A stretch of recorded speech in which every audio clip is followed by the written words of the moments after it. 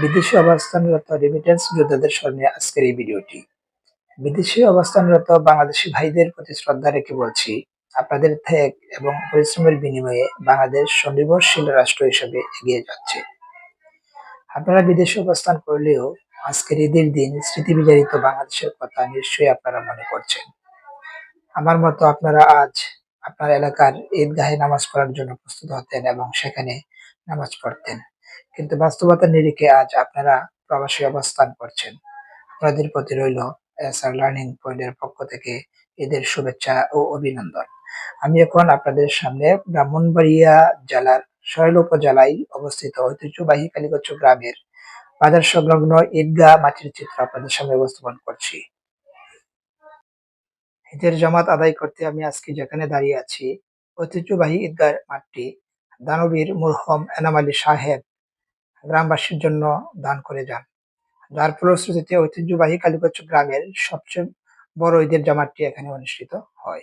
দেশে ও এবং বিদেশে অবস্থানরত সকল ভাইদেরকে দৃষ্টি আকর্ষণ করছি, আমি এখন আপনাদের ঈদগাহ মাঠের তথ্যচিত্র উপস্থাপন করতে চেষ্টা করছি। দেখেন, মাঠে ঈদের জামাত আদায় করার জন্য প্রচুর জনগণের সমাগম হয়েছে এবং পাশে দেখতে পাচ্ছেন ছোট ভাই উচ্চ বিদ্যালয়ের শিক্ষক আশরাফুলকে দেখা যাচ্ছে। আজকে তাদের জন্যই আনন্দের, যারা পুরো রমজান রোজা রেখে আজকের এই তারা মাঠে ঈদের জামাত আদায় করতে আসছে। মূলত ইসলামের দৃষ্টিকোণ থেকে তাদের জন্য আজকে এই দিনটি আনন্দের।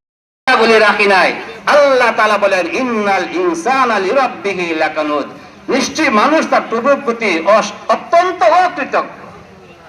এই জন্য আমরা কি অকৃতজ্ঞ বান্দা না বলি, আল্লাহর নাশুকর বান্দা না বলি, আল্লাহর কৃতজ্ঞ বান্দা বলি। আল্লাহর নিয়ামত আমাদের উপর ভরপুর। আল্লাহ তাআলা আমাদেরকে নিয়ামত দিয়ে একদম ভরপুর করে রাখছেন। এরপর আল্লাহ তাআলা কি বলেন এই আয়াতের মধ্যে, وأنفقوا مما رزقناكم من قبل أن يأتي أحدكم الموت।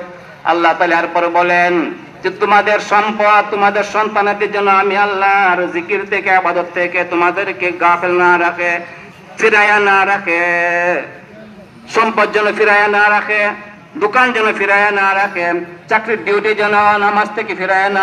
আল্লাহ তাআলা সূরা আদিয়াতের মধ্যে 5টা কসম খাইছে।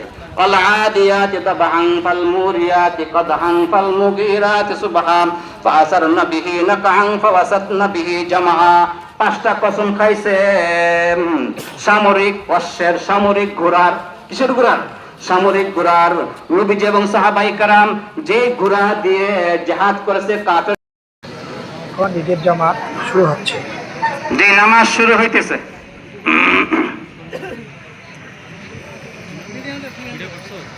আল্লাহ নামাজ শেষে ঈদের খুতবা শুরু হলো।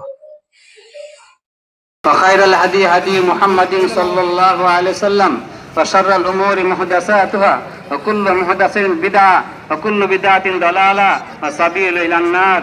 يا أيها الحاضرون الكرام، عليكم بالسنة فإن السنة تهدي إلى الطاعة ومن أطاع رسوله فقد رشد واهتدى، وعليكم بالصدق فإن الصدق ينجي والكذب يهلك. أما بعد فاعلموا أن يومكم هذا يوم عيد لله عليكم عوائد الإحسان ورجاؤنا إلى درجات العفو والغفران. وقال رسول الله صلى الله عليه وسلم إن لكل قوم عيدا. ঈদের নামাজ আদায় করে ধর্মপ্রাণ মুসলমানরা এখন যার যার গন্তব্যে রওনা হয়েছে।